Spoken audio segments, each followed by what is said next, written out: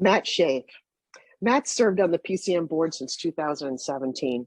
He's held the role of vice president, the governance committee, and the communications committee. And Matt's role with the state was particularly helpful in giving guidance throughout the pandemic. So thank you, Matt, for all your hard work. Emmy Sutton. Emmy joined the board in 2019 and has been a supporter and advocate for the museum. She was the chair of the development committee and supported us through a most difficult time in PCM's history. Thank you, Emmy. I'd like to thank these 4 board members for their service to the museum, and I'm sure we'll stay in touch with them as we move forward. Thank you all. So I'm thrilled now, and it's my privilege to introduce you to 3 board members that will be joining the museum board this year. Stephanie Friedl is a litigator at Duffy Sweeney. She earned her JD from Boston University School of Law, where she served as executive editor of the Public Interest Law Journal. As a student, Stephanie was a member of the Boston Bar Association and Women's Bar Association. She was a summer intern for Veterans Legal Services and continued to volunteer there, providing free legal services at homeless shelters in Boston until moving to Providence in 2016. Stephanie is an AmeriCorps Equal Justice Works grant recipient.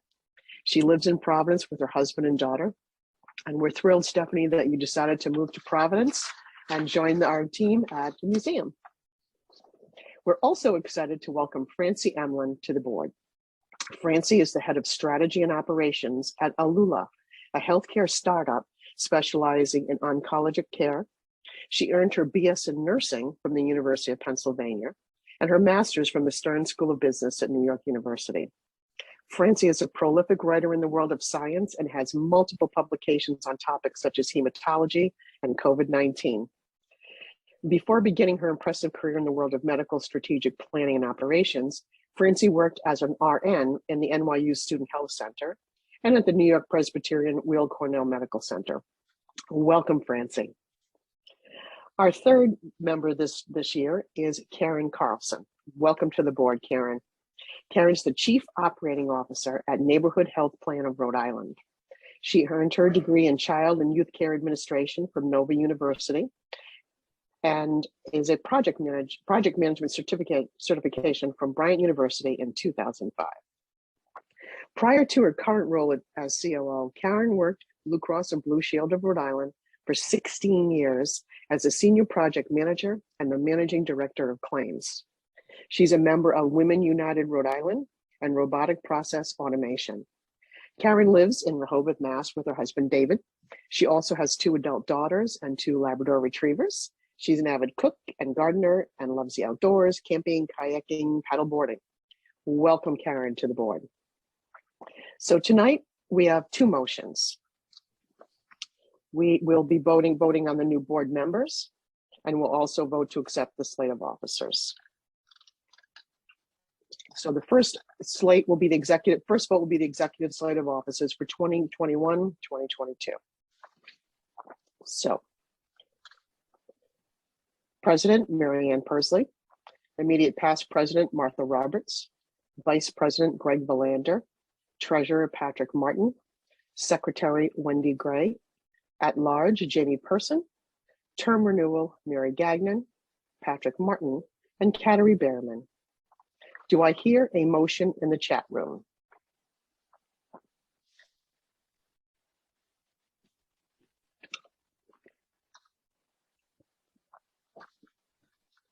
There is one. There are 2. That's terrific. And do I have a second, please?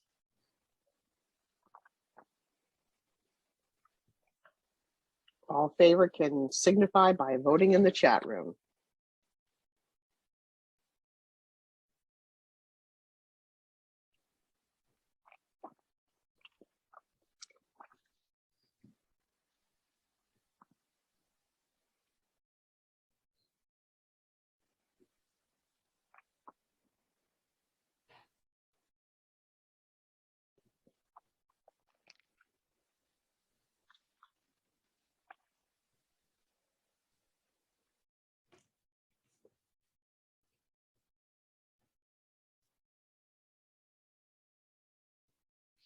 It was unanimous.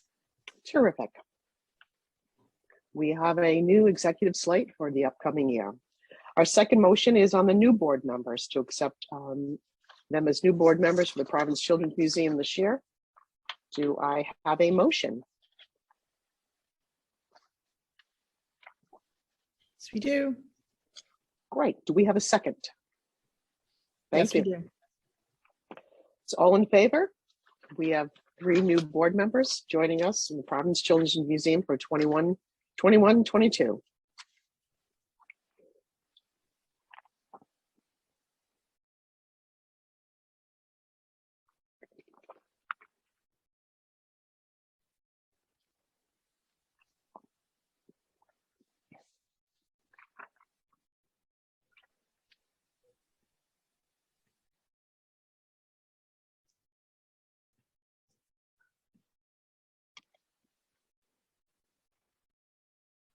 All right, that was also unanimous. Terrific. Terrific. And I'm hoping as we cycle down and out of COVID, and I use that loosely now because we've been talking about that for quite a while, the next year's annual meeting, we'll all be able to gather in person and enjoy each other's company and time together. So at this point of the meeting, I'm going to turn it over to our executive director, Caroline Payson. Caroline. Hello. And I think, to be honest, after 2020, I think we all thought 2021 would be a break.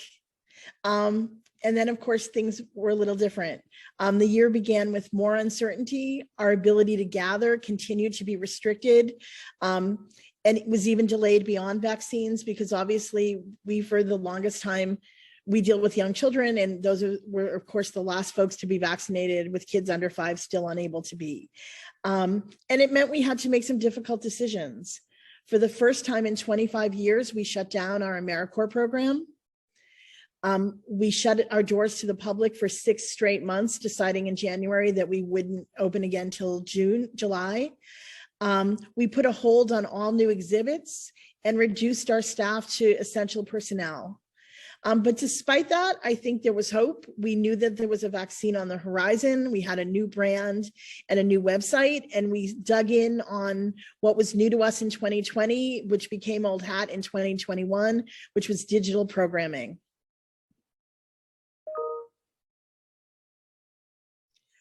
When we closed those doors, we didn't close them completely. As you can see, this is probably unlike any chart you've ever seen in terms of our attendance. Although we closed for the public, we opened for a few sessions every week in partnership with DCYF so that children in state care could have a safe place to play. We also held pop-up play for school vacation weeks in February, March, and April. The real dip you see in September is when we also closed for renovations. And as you can see in the fall, once we reopened again, we started steadily inclining, and then that dip you see is for Omicron coming in December. And throughout all of this, we had a steady participation, of course, for our Families Together program and Kids in State Care, which never closed. So that team was a group that kept working throughout. And although we closed our doors to the public in January 2021, we continue to provide critical resources to the children and families of Rhode Island through our digital portals. We launched a new website and a new brand. We continue to offer programs virtually every week. The team created 52 Triad cards and PCM Reads videos. RIDE approached us to be the first to produce online classes for children under 10. And what you're seeing on the screen there are some examples of final projects. We also went digital with a new program where we were working with teachers. We are training teachers to use play as a resource in their classrooms to connect kids to creativity and STEM and humanities. And this is our first cohort having their online final class. And that's a program we were continuing to offer.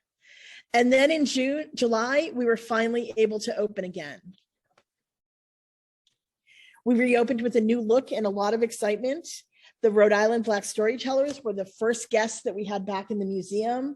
We got great press. We planned the next iterations of the Creativity Initiative and started welcoming families back. We closed for a few weeks in September when a grant from the Champlain Foundation allowed us to redo all of the floors in the staff offices and in some of the landings. It allowed us to pitch a lot of hoarded materials.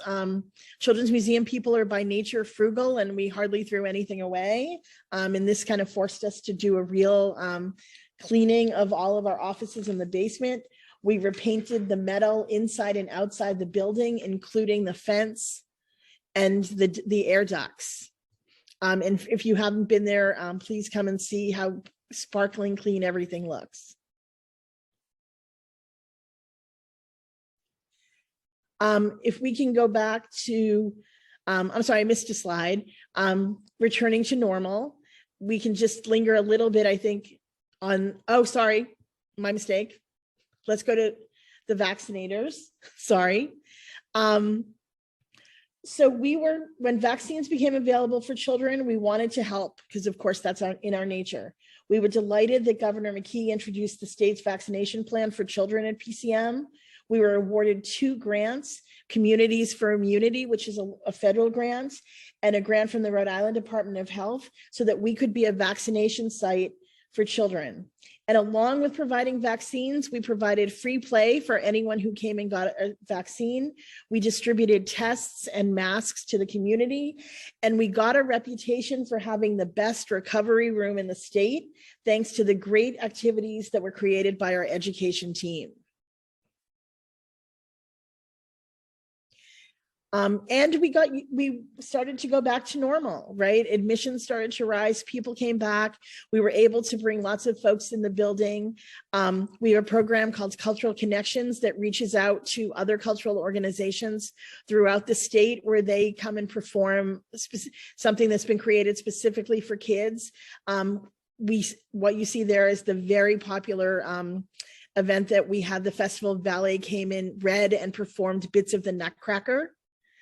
And so our groups were back and we were really looking forward to seeing people again.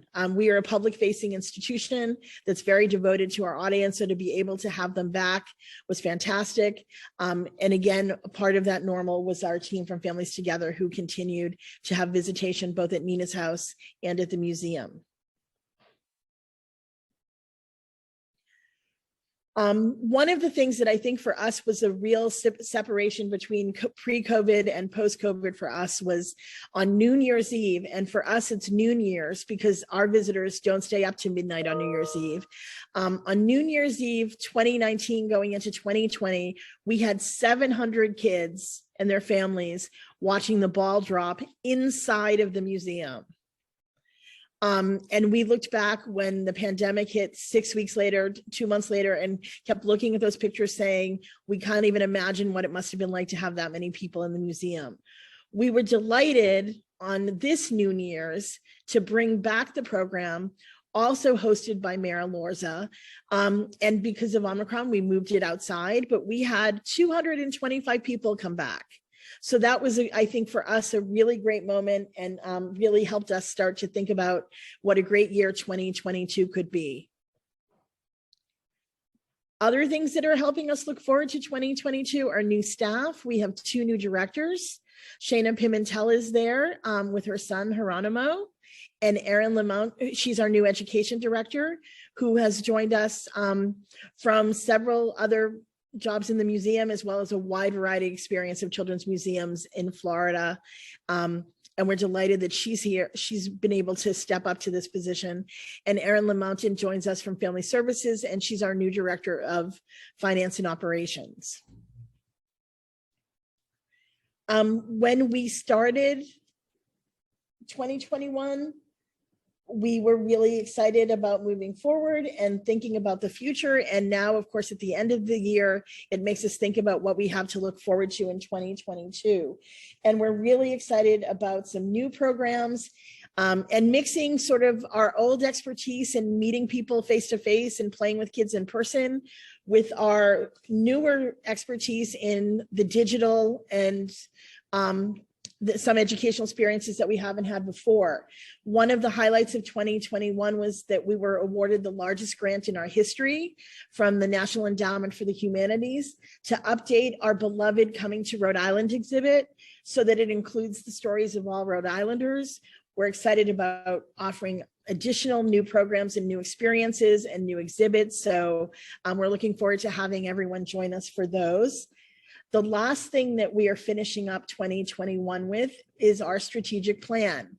We began in May of 2020 and we put it on hold because it would have become more reflective of the pandemic and not the museum that we are right now and where we want to go. So little did we know it would take quite that long, but thanks to the work of the committee and the team at the museum and the board, we're excited that we have a new strategic plan. This is our one pager that we will be sharing with people throughout the year. So lots to look forward to. A year that was rocky, but I think ended well. And the museum has never been in a better place than it is now to move forward. So thanks to everybody on the PCM team, including the phenomenal staff, the board for their support. And of course, we have, a public that is very invested in our success and has been very helpful. So we're happy to welcome them back. I don't know if there are any questions, but please, anyone feel free to ask.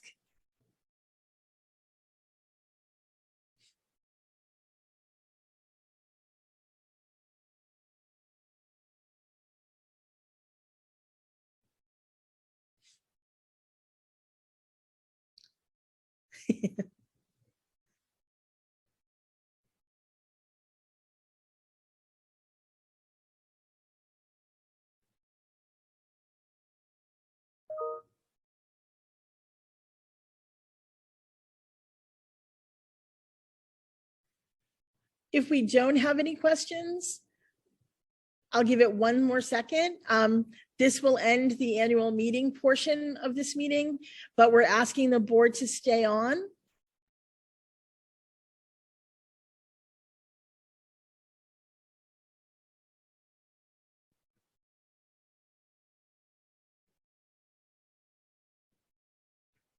All right, if you're not on the board, thank you so much for attending, and we look forward to seeing you soon.